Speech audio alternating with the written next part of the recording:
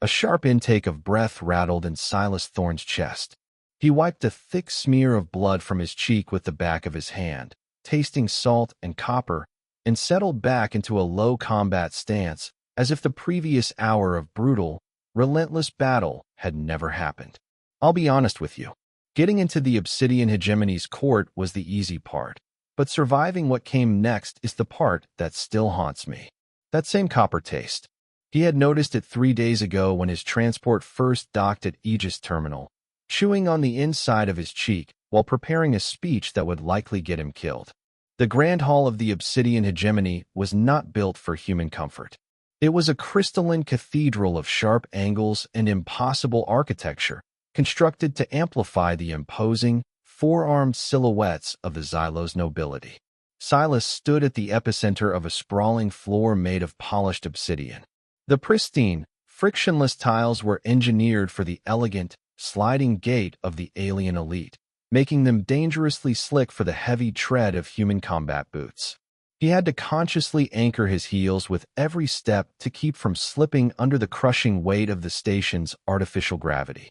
Overlord Malachur loomed from a raised dais, a mountain of silver skin and ceremonial armor that caught the cold, ambient light. Beside him stood Princess Valeriana of the Solar Crest. Silas kept his gaze fixed straight ahead, refusing to look at her. The forbidden fruit of a life-debt marriage hung between them, a blatant violation of 10,000 years of established obsidian hegemony social hierarchy. He had saved her life on a high-gravity death world near the Iron Pass, and by their own rigid, archaic laws, the debt required a balancing of scales.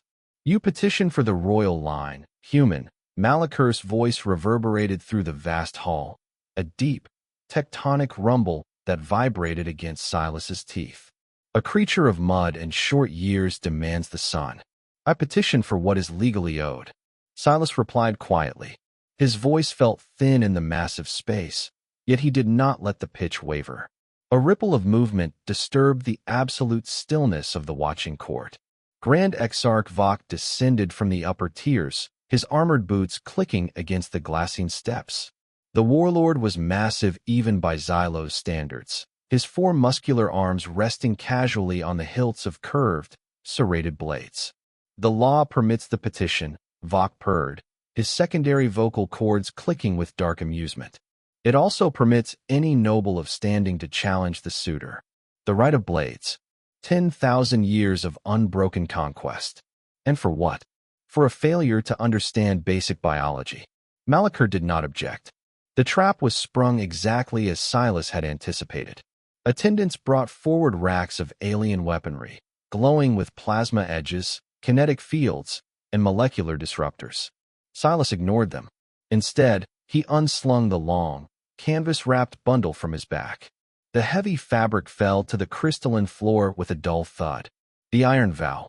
It was a simple, 400-year-old human longsword, forged of unremarkable earth steel.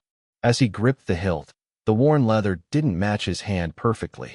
It was molded to the grip of an ancestor who had fought and bled long before humanity had ever looked to the stars. That uneven, familiar texture grounded him against the slick floor and the towering alien host. Vok laughed. The harsh, scraping sound echoed up into the vaulted ceiling. The Exarch drew only 2 of his 4 blades, letting his lower arms hang loose in a show of profound insult. He promised the silent court he would use only half his strength to maintain a fair fight against such a fragile, slow-moving creature. The duel began without a signal.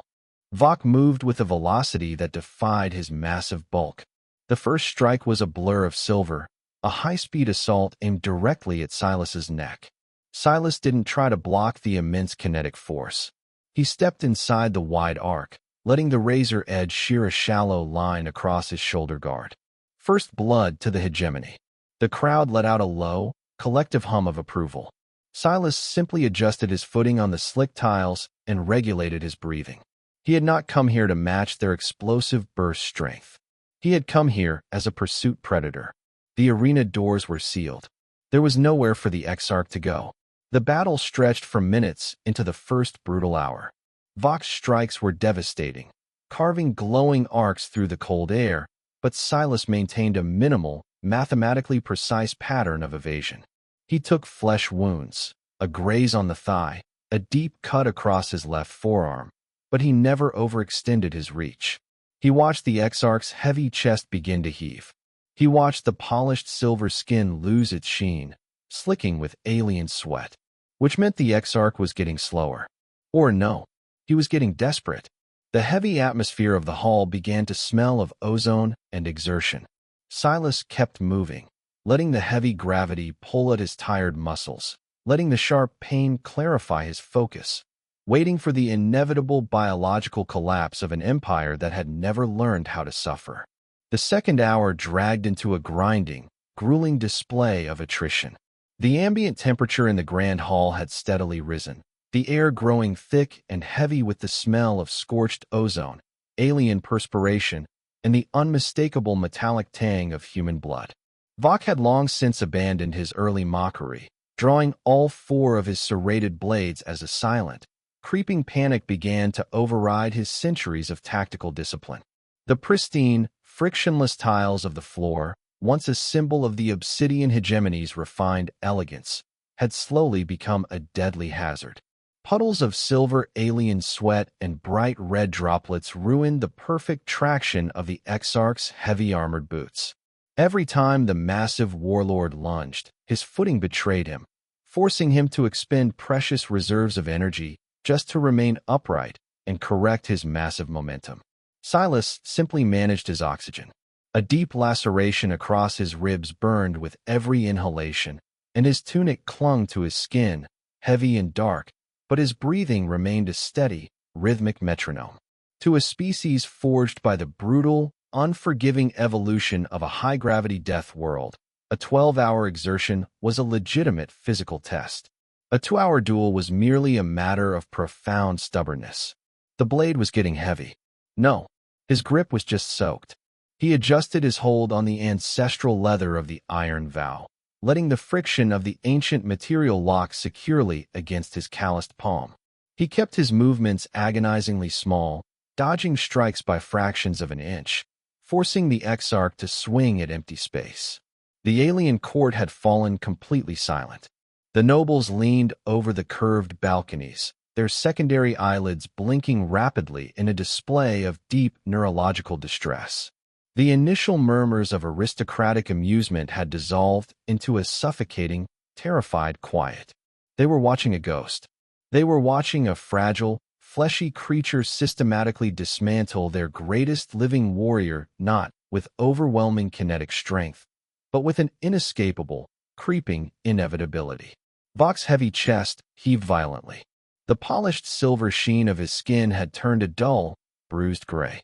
The copper taste returned as Silas dragged the back of his hand across his cheek, clearing the stinging sweat from his right eye, and settled back into that same unyielding combat stance. He did not fall down. Vok unleashed a final, desperate roar, launching all four blades in a chaotic, whirring dome of plasma and steel. But the profound exhaustion had finally ruined his timing. The lower right quadrant of his guard lagged by a fraction of a second, weighed down by a drooping arm.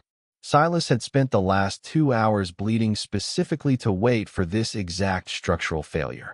He identified the permanent blind spot in the Xylo's defensive pattern, stepping cleanly inside the chaotic rotation of the alien blades.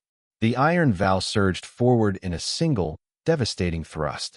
The unpowered earth steel bypassed the faltering kinetic shielding entirely and buried itself deeply into the softer tissue of Vok's lower torso. The arena froze.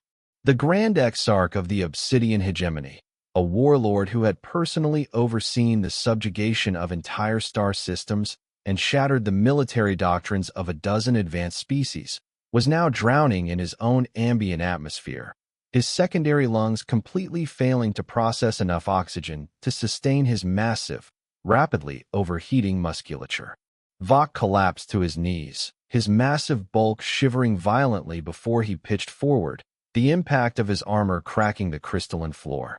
Overlord Malachur stood slowly from his dais, his tectonic voice declaring the duel finished at first blood, granting the union in the name of undeniable human endurance. Silas turned his gaze toward Valeriana, his voice a low rasp over the silence of the hall, explaining that he had not fought for 2 hours merely to win, but to scar the minds of the nobility, forging a psychological deterrent to remind them that humans never stop coming. The heavy silence of the royal court stretched outward, pressing against the high glassine walls as attendants dragged their fallen warlord from the ruined arena. The iron vow found its rest in a newly crafted scabbard of honor. The ancient, blood-stained steel was finally hidden away, leaving only the profound weight of a shifting empire.